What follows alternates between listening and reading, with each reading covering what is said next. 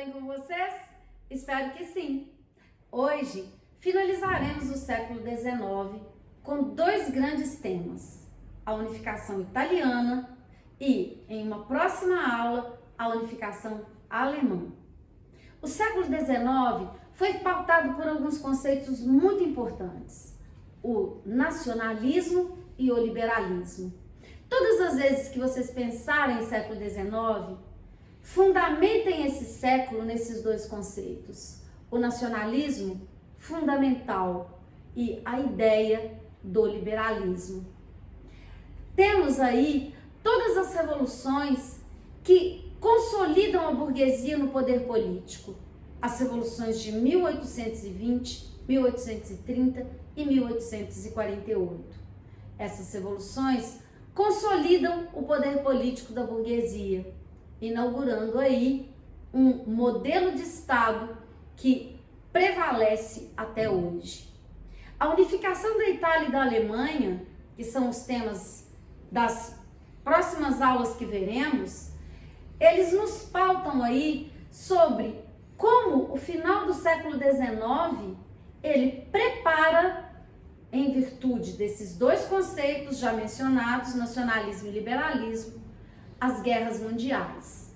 Na verdade, todo o pano de fundo que levaria às guerras está esboçado no século XIX. Vamos entender nessa aula de hoje a unificação italiana. O que significa a unificação? A formação do Estado Nacional. Quando falamos de Itália e de Alemanha, só podemos falar desses dois países a partir de 1871. Portanto, temos que entender o processo que fundamentou a formação desses dois países. Vamos lá? Então vamos lá? Vamos entender o processo de unificação da Itália. Quando falo em unificação, repito, estou falando da formação do Estado Nacional. Se pensarmos nesse processo historicamente, temos a formação dos Estados Nacionais europeus muito anterior a esse processo de unificação da Itália e da Alemanha. Temos Portugal como Estado Nacional no século XIV, França, Inglaterra, Holanda entre os séculos XV e século XVII. Itália e Alemanha vão se tornar Estados Nacionais tardiamente, então, dentro da Europa, no mesmo momento que os Estados latino-americanos se formam, como o Brasil. Nós nos tornamos um país em 1822, antes mesmo do processo da Itália e da Alemanha. Ou podemos falar dos Estados Nacionais africanos e asiáticos apenas no século XX. Então, o que vamos entender agora é o porquê essa unificação ela foi tardia. Observando esse mapa, podemos ver como a Itália se encontrava antes da unificação. Ela está dividida em 7 regiões descentralizadas, autônomas, com realidades culturais, realidades políticas diferentes. E o que vamos entender é o que levou à unificação. Vamos lá? Para entender esse processo, precisamos entender os antecedentes da unificação. Esses antecedentes, eles se encontram em um contexto das chamadas revoluções liberais burguesas, as revoluções de 1820, 1830 e 1848, que são as revoluções que consolidaram a burguesia no poder político. Essa consolidação da burguesia no poder político, ela leva a surgir dentro da Itália, já que o grande lema dessas revoluções era o nacionalismo e o liberalismo, um movimento chamado Movimento Nacional Jovem Itália, o chamado Ressurgimento, de Giuseppe Mazzini. Ele funda uma sociedade secreta chamada Sociedade dos Carbonários. Essa sociedade defendia, então, a unificação italiana dentro desse contexto do nacionalismo. Em 1848 e 49, já então no contexto das revoluções liberais de 48, temos essas revoluções atingindo diretamente a Itália para fortalecer o movimento nacionalista. Nesse processo, temos aí uma divisão do movimento para a unificação. Um movimento que, dentro das revoluções liberais, um movimento que é um movimento que defende a monarquia e um movimento que defende a república. O processo de unificação sobre o regime republicano vai ser defendido por Giuseppe Mazzini e Giuseppe Garibaldi. E Camilo Benso e Camilo Cavour, eles vão defender a monarquia. Então, olha só. Não. Peraí, vou repetir aqui. Dentro do movimento das revoluções liberais de 1848, que continuam o movimento pró-unificação, temos duas tendências. A tendência de Giuseppe Mazzini, o antigo líder do movimento nacional jovem Itália, o Ressurgimento, e com agora a participação de Giuseppe Garibaldi, que defende a unificação sob regime republicano. E uma outra tendência para a unificação, que é a de Camilo Benso Cavour, que é a tendência monarquista. Então, duas tendências, os dois queriam unificação, mas a primeira corrente defende a unificação com regime republicano e a segunda com regime monarquista. Em 1852, o Cavour, ele se torna primeiro-ministro do rei Vítor Emanuel II, que é o rei de Piemonte e Sardenha. Lembrem lá, Piemonte e Sardenha é a região que lidera o processo de unificação da Itália. Vou repetir, o reino de Piemonte e Sardenha é a região situada no norte da Itália e que vai liderar o processo de unificação. Obviamente, se lidera o processo de unificação e Camilo Cavour é um monarquista, ele vai defender, então, a unificação sob regime monárquico.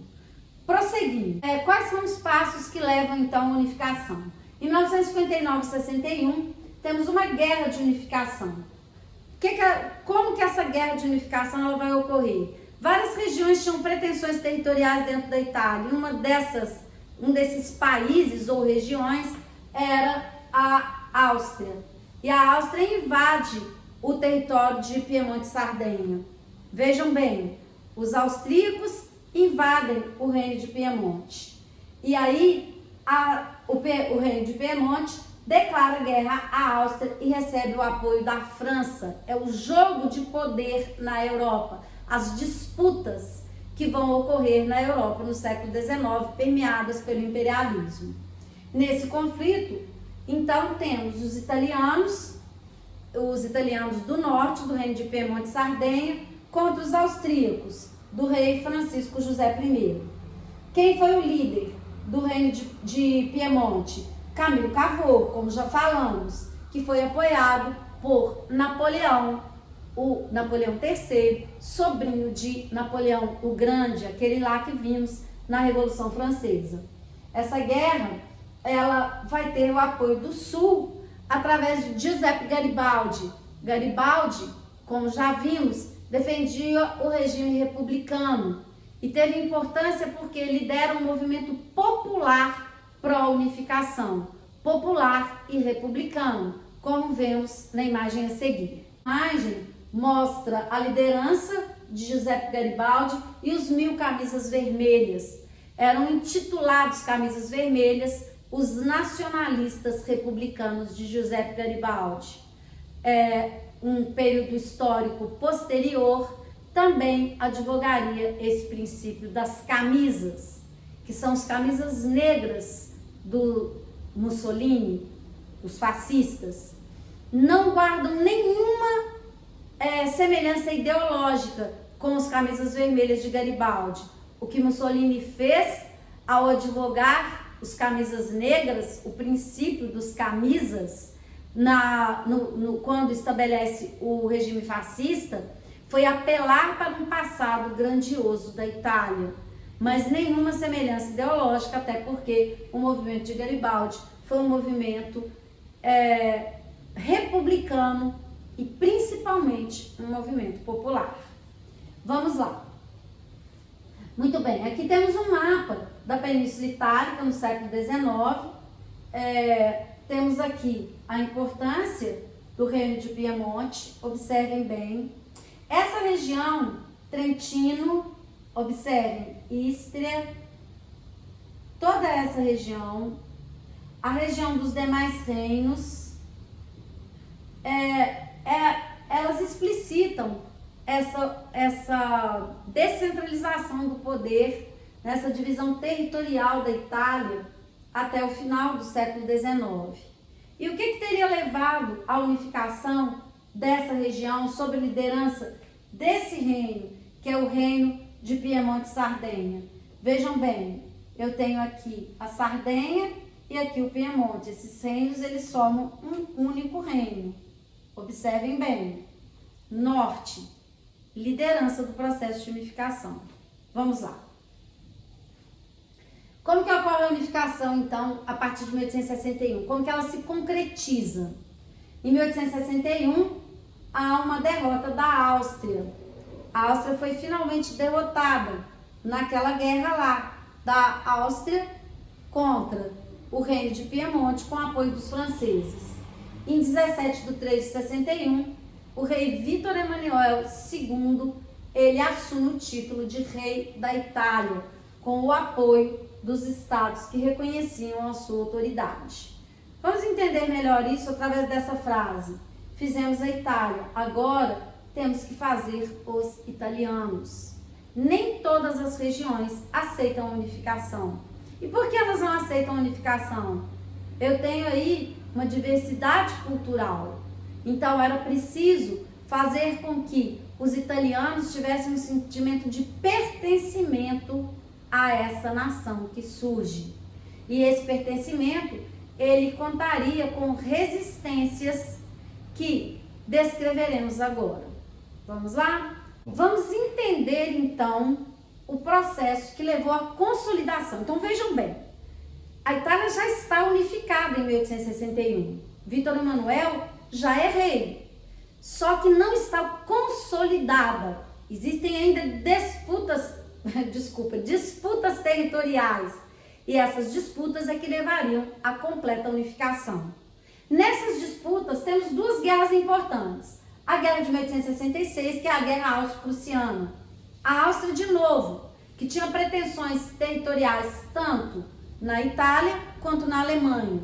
Por que estou dizendo Alemanha? Porque a Prússia foi quem comandou o processo de unificação da Alemanha.